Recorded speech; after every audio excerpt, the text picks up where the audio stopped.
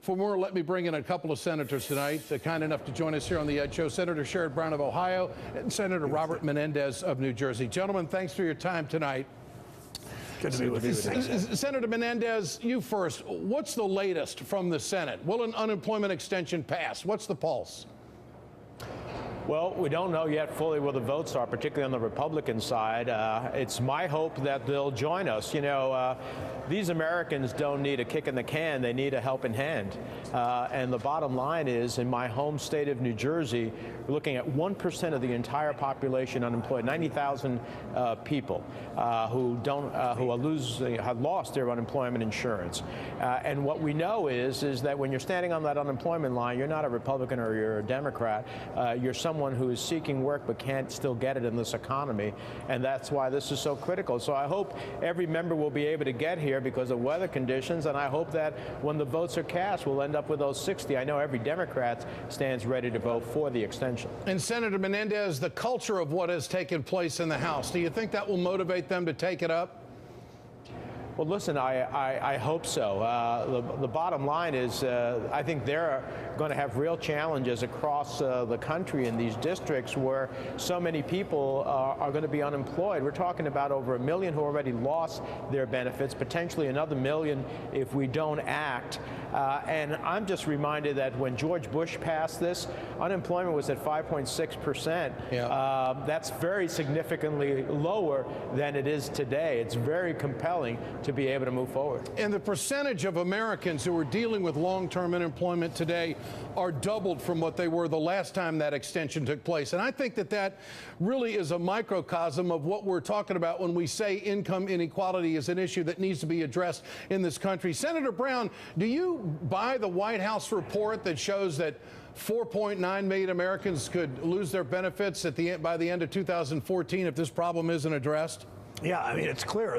My state alone, over 100,000 lost their benefits in the last week, and there'll be at least that many more in the months ahead if we don't move. And you had said something a minute ago that even in Speaker Boehner's district, almost 2/3 of people said we should extend unemployment benefits. That's the most maybe the most conservative of Ohio's congressional districts.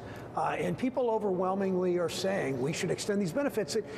Pope Francis exhorted his parish priests. He said, go out and smell like the flock. And what he meant is get out among people and listen to what they have to say. And I think, and try to live like they do as much as you can. And yeah. I think if some of my colleagues, Senator Menendez's colleagues and my colleagues in the Senate and the House, began to go out and listen to people a little bit more, this would be an overwhelming positive vote. Because people need, it's $300 a week. It's on the average. It's not a lot of money. It's not a disincentive to go to work. It keeps you going so you don't have your house foreclosed on. You can feed your family. You can fix your car so you can go out and look for a job. And as you know, Ed, as you said earlier, everybody that gets these benefits must be looking for work to receive them. Absolutely. So this is that's social the thing insurance. that never, you pay in, you get the help. That's what gets lost in the conversation. There's this mindset Exactly right. presented by the Republicans that you just getting this check in the mail, you don't have to worry about it, and you have no obligation to better yourself whatsoever. It's absolutely mind-boggling. Senator Brown, let me ask you, I want to show the weather map again. This Arctic blast, this might not be the first one we have this year. We may have more to come. Are we to assume that, okay, people might lose their homes if they get foreclosed on because of the economic situation and the lack of extension of long-term unemployment, but are we to assume that everybody's going to be able to heat their homes in this portion of the country that's being affected by sub-zero temperatures? I mean, we're down to the basics here, aren't we? You can't, when you live in a place like Cleveland, you can't help but think in January, when the temperature drops to 10 degrees and 5 degrees, it's supposed to be below zero tonight or by tomorrow morning in Cleveland. You can't help but thinking the hardship people face that are behind in their mortgage payments because they got sick or because they lost their job. Yeah. And if they're not getting food stamps or they're not getting LIHEAP or they're not getting the help of the extension of unemployment, these are people's lives. These aren't just statistics. We know this will help grow the economy if, in fact, we extend the benefits. Yeah. But most importantly, there are a whole lot of people in Garfield Heights and Westlake and Toledo that this will really matter to in their personally for their families. Senator Menendez, if there is no extension, What effect will this have on the economy, in your opinion? Will this stagnate the 47 months of private sector job growth? Well, every economist we've heard say that if we don't extend unemployment insurance, we'll lose about 200,000 jobs. If we do extend unemployment insurance, we actually gain about 240,000 jobs. That's a compelling argument. It says that GDP actually is assisted in growing in this regard. But, you know, I think that my colleagues, both in the Senate and the House, who are nice and warm at the taxpayers' expense here in the Capitol and in their offices, should be thinking about the chill that people are going to have in the country when they have to choose between their utility bill and putting food on the table for their family. And Senator Brown, this idea that offsets and it has to be paid for.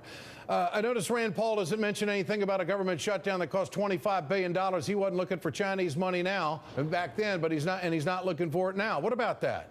Yeah, well, if you want to pay for it this way, close some of these loopholes that give incentives for companies to shut down in Middletown, Ohio, and move to Wuhan, China, and get a tax break doing it. 100 years ago this week, Ed, Henry Ford announced he was going to pay all of his workers $5 a day, not because he was necessarily a generous man, but because he knew that would put money into the economy, money into these workers' pockets they could then buy a Ford.